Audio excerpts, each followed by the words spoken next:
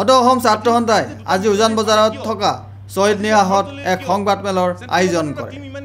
আজিৰ এই সংবাদমেলত উপস্থিত থাকে অটো অসম ছাত্ৰ সন্থাৰ সভাপতি শংকৰ প্ৰসাদ ৰায়, সাধাৰণ সম্পাদক তপন কুমাৰ গগৈ আৰু উপদেষ্টা অমুজল ভট্টাচাৰ্যদেৱে।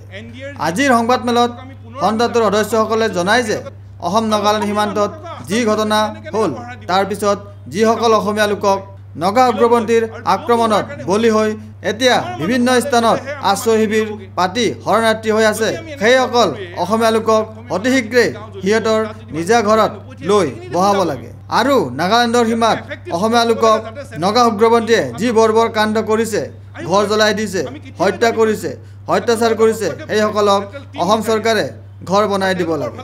লগতে তাতে অসম পুলিচৰ শিবিৰ পাতি দিব লাগে বুলি আছুৰ উপদেষ্টা অমুজল ভট্টাচাৰ্যই কয়। আমাৰ মানুহ ঘৰলৈ গ'লেহে আমাৰ মাটিখিনি ৰ'বগৈ। যদি আমি এনেকৈ নকৰোঁৱে, আমাৰ যিখন অসমীয়া মানুহৰ যিখিনি গাঁও জ্বলি গ'ল তাত যদি মানুহখিনি ঘূৰাই নপঠিয়াই মাটিখিনি দেখোন যাবগৈ।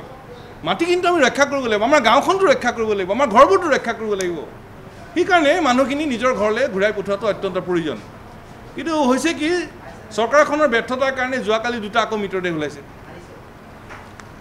পুলিচে জানিছিল কিন্তু আকৌ ঘটনা প্ৰতিহত কৰিব পৰা নাই। আজি আমি সাংবাদিক মেল পতাৰ আগে তাৰ পৰা বাতৰি আহিছে যে আকৌ ঘৰ জ্বলাই দিছে। সেইকাৰণে আমি আজিও আকৌ পুনৰ দাবী কৰিছোঁ যে ফ'কাছ পইণ্ট যিটো মূল বিষয়, যিটো মৌলিক বিষয়, তাৰ পৰা আঁতৰি আহিব নালাগে। আমি আকৌ কৈছোঁ যে এইটো খুব হৃদয়েৰে ল'ব লাগে আৰু আমাৰ অসমীয়া মানুহৰ যিখিনি আশ্ৰয় শিবিৰ আছে নিজৰ ঘৰলৈ পহুচাই দিয়াৰ ব্যৱস্থা কৰিবলৈ আছাম পুলিচ বেটেলিয়ন কেম্প দিব লাগে, পেট্ৰলিং কৰিব লাগে, নিউট্ৰেল ফ'ৰ্চটো সলনি কৰি দিব লাগে আৰু সেই গোটেই অঞ্চলটো নিৰাপত্তা নিশ্চিত হ'ব লাগে। আৰু এইকাৰণে আমি এই দাবীটো সাব্যস্ত কৰিবলৈ অহা কাইলৈ আমি গোলাঘাটত অৱস্থান কৰিবলৈ ঠিক কৰিছোঁ। গোলাঘাটত অৱস্থান হ'ব কাইলৈ আৰু এই গোলাঘাটত অৱস্থানটো কাৰ্যকৰী কৰিব গোলাঘাট জিলা ছাত্ৰ সন্থাই। কেন্দ্ৰীয় কমিটিৰ আমি সিদ্ধান্ত লৈছোঁ কালি গোলাঘাটত অৱস্থান হ'ব। লগতে উপদেষ্টা অমুজল ভট্টাচাৰ্যদেৱে সাংবাদিকক জনায় যে অসমৰ আটাইতকৈ জৰাজীৰ্ণ বিষয় হ'ল বানপানী আৰু গৰাখহনীয়াই অসমৰ জনসাধাৰণক আক্ৰান্ত কৰি আছে। লগতে অসমৰ অৰ্থনৈতিক দিশ ভাঙি চুৰমাৰ কৰি দিয়া মূল কাৰণ হ'ল বান আৰু গৰাখহনীয়া। আজিৰ সংবাদমেলত উপদেষ্টা অমুজল ভট্টাচাৰ্যই জনায় যে অসমীয়া ৰাইজৰ দীৰ্ঘদিনীয়া দাবী কৰি আহিছে যে অসমৰ বানখহনীয়াক ৰাষ্ট্ৰীয় সমস্যাৰূপে ঘোষণা কৰিব লাগে বুলি তেওঁ কয়। আমাৰতো অসমৰ ৰাইজৰ দীৰ্ঘদিনীয়া দাবী, বানখহনীয়া সমস্যা ৰাষ্ট্ৰীয় সমস্যা ঘোষণা কৰিব লাগে আৰু সেই হিচাপে সমাধান কৰিব লাগে। নেশ্যনেল প্ৰব্লেম হিচাপে ট্ৰিট কৰিলে হয়।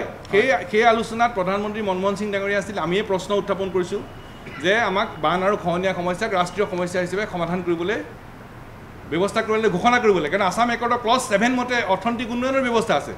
আমাৰ অৰ্থনৈতিক উন্নয়নৰ ব্যৱস্থাটো কি? আমাৰ মূল কৃষি অৰ্থনীতি। বান খহনীয়াই আমাৰ অৰ্থনৈতিক ভেটি ভাঙি চুৰমাৰ কৰিছে। গতিকে বান খহনীয়াক ৰাষ্ট্ৰীয় সমস্যা হিচাপে সমাধান কৰিব লাগিব। প্ৰধানমন্ত্ৰীয়ে ক'লে যে এইটো এটা ৰাষ্ট্ৰীয় সমস্যা হয়।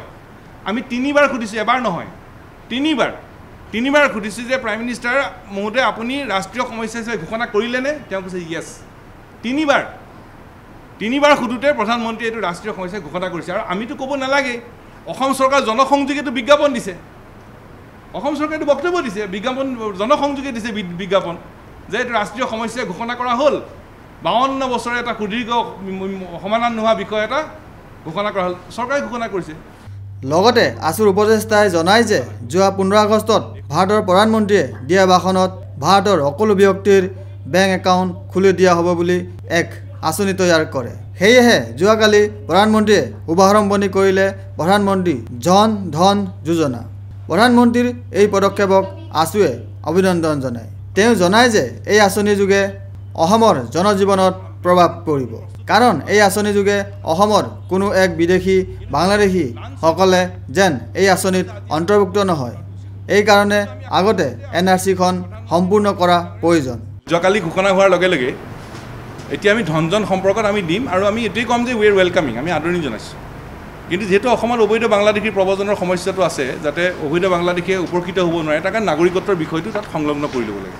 সেইটো গভৰ্ণমেণ্টে এটা মেকানিজম উলিয়াই ল'ব পাৰে বাট কিন্তু আঁচনিখন আমি ৱেলকাম কৰিছোঁ। Video' journalist Sushanta Das, Sentinel news, Guwahati.